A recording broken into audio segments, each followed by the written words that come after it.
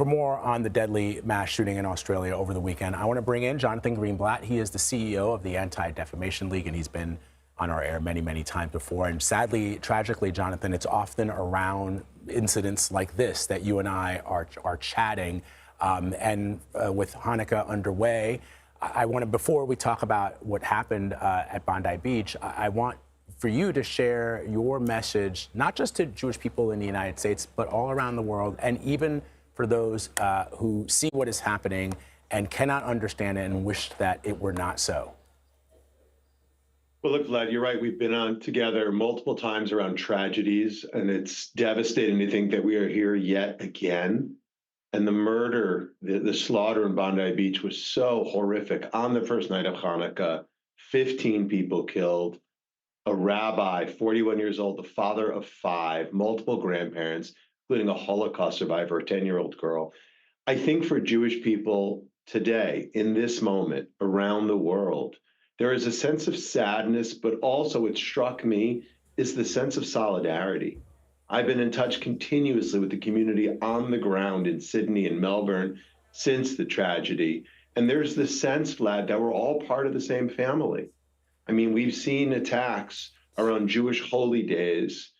You know, there's certainly been many attacks in Israel. There was a terrible terror attack on a Passover Seder in Tel Aviv years ago. More recently, this year, we had an attack in Manchester, England on Yom Kippur.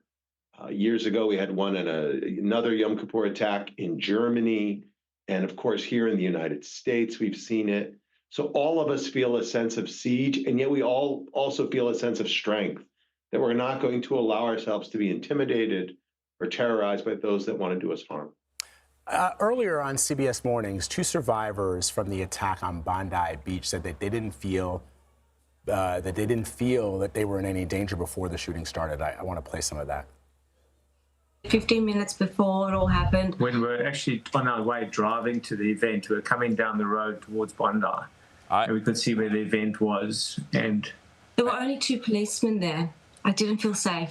I said to him, I don't feel safe. I think Jews in many communities around the world understand exactly what you mean with that question, but for people outside the community, why does that kind of concern come to mind? It's just what our government has done in this country. This happened, this happened. He's got blood on his hands. On October. And he knows it. The acts of terrorism have been rewarded by the Australian weak government. I mean, Jonathan, it is striking to me that throughout the course of modern civilization, but even ancient civilization, when we see rising anti-Semitism, when we see language used around Jewish people, the dehumanization of Jews, it might start out small, but ultimately we find ourselves time and time and time again facing situations like this. So what are leaders to do? You hear leaders, they express solidarity, they say, you know, never again, and yet here we are once again. Yeah, look, I mean, I think what the guest spoke about this morning earlier on CBS, they're 100% right. This isn't an isolated incident. It's tragic, and yet it's entirely predictable because it's a result of this normalized, escalating, hateful, anti-Jewish rhetoric and the way that people have been allowed to inflame the environment, to incite violence. We've seen it in Australia, we've seen it worldwide. And as noted, in Australia specifically, again, last week was the 1-year anniversary of the firebombing of a synagogue in Melbourne. We had acts of vandalism against Jewish businesses. We've had open incitement against Jewish people. And I think it's fair to say, you know, here in the United States, Vlad, again, we've talked about every synagogue, every Jewish institution in America has bulletproof glass, armed guards, security protocols. There's a reason for that. And I don't think you can find another sort of type of religious institution or school or community center that is equipped in this way. It shouldn't be that in 2025, being Jewish puts a target on your back.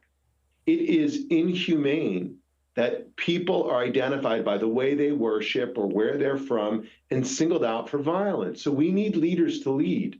That means when incitement happens, it needs to be shut down immediately, not sort of played off or dismissed as just political rhetoric. We're all entitled to free speech, But freedom of expression isn't the freedom to incite violence against a small minority of people. Yeah, to your point, Jonathan, this is, it's almost as if, as you know, when things happen that may seem innocuous, when jokes are made, when in Nazi Germany before 1933, in cabarets, and academic papers, the Dreyfus Affair, in the 1920s here in the United States with Henry Ford and some of the pamphlets he distributed, when it becomes respectable to do that, we end up in a situation that we are in today. So what is your message to Jews on how they should feel and how they can be safe in this environment?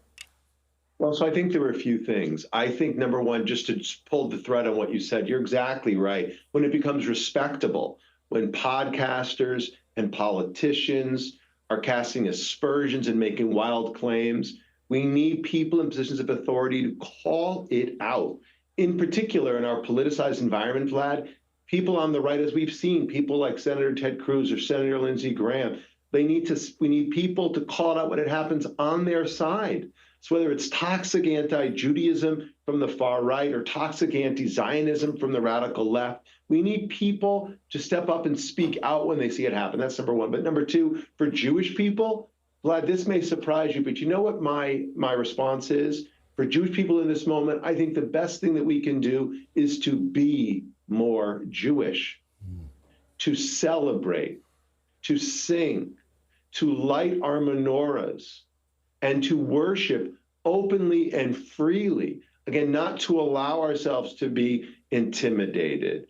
But I think in these moments, we need to lean in, not lean back, to be proud, not to be timid, and to show whether you're affiliated with ISIS, any of these groups, and say, hey, not now, not on our watch, never again. We're here and we're not going anywhere. Jonathan Greenblatt, Kong Sameach Hanukkah, Kong Hanukkah Sameach. I hope I said it right. To you. Glad, I'm impressed. To you and your family. Thank you very much, my friend. Appreciate you as always. Always good to see you. Thank you.